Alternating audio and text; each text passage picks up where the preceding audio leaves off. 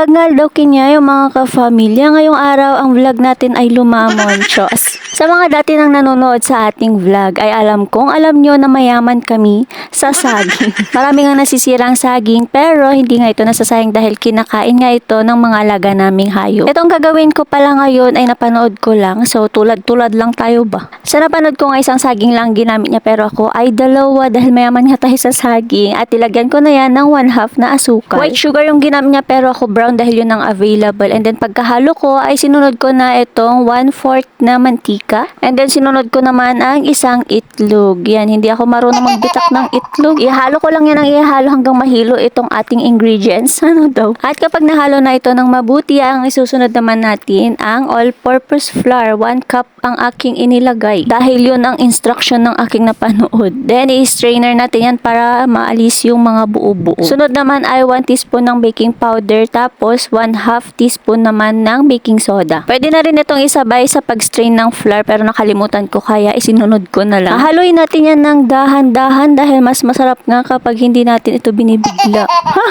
Ewan ko sa'yo. Sunod naman ay 1 cup ng gatas. Ang ginamit ng napanood ko ay fresh milk. At dahil wala man akong fresh milk ay itong evaporada nga lang ang ginamit ko. Unti-untiin daw natin itong ilagay sabi sa instruction. Kaya ayan, unti-unti ko din itong nilalagay habang hinahalo ng dahan-dahan. Kapag naihalo na ulit ito ay lalagay na natin ng 1 teaspoon ng vanilla at 1 teaspoon ng vinegar. Wala naman sinabi kung anong klaseng vinegar kaya kung ano na lang nandito sa amin ayun na lang ang aking inilagay. Hahaluin natin ito ulit, nahilo na itong ating lulutuin, Chos. So ang gagamitin pala dapat dito ay non-stick na pan. Kaso nga lang ay wala tayo nun kaya ito na lang ang aking gagamitin. Dinamihan ko na lang yan ng mantika pero required talaga ng mantika para hindi magdikit. And then pinaghelera ko nang hadyaan yung saging. Ang klase pala ng saging na ginamit ko dito ay senyorita at saba. Sa napanood ko ay isang layer lang ng saging ang nilagay niya pero ako dahil maraming akong saging ay 2 layer nga ang aking gagawin. Sa paglagay ko nga na itong mixture ay sinigurado kong nakatago lahat ng saging para hindi makita ng unggoy. Charot! Tataktakin natin yan ng ganyan para masudsid itong ating ginawa. Sa napanood ko kailangan daw ito ng tawa. Yung itsura nyo parang sa sizzling plate na flat na ganun.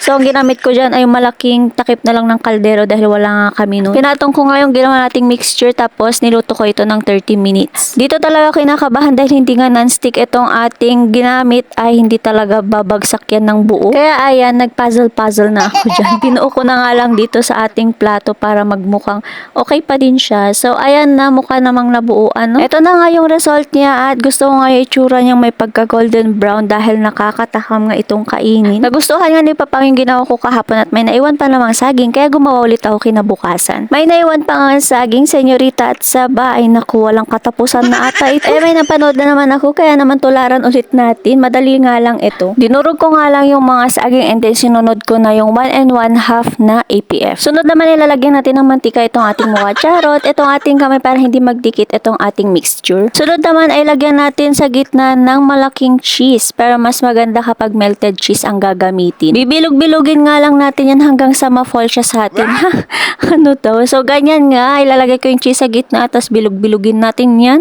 Tapos na. Kali joke lang, pagkatapos nga natin itong bilugin, ay babalutin natin ito ng pagmamahal. Charot ng breadcrumbs. Tumulong na nga rin si Mela para mas mapabilis daw ang aking trabaho. Ay, kala mo naman true. Ganito nga magiging itsura ng ating lulutuin. So pagkatapos ay piprito na natin yan. Lutuin natin yan sa medium heat at habang naghihintay ay sayawan natin yan para mas sumarap.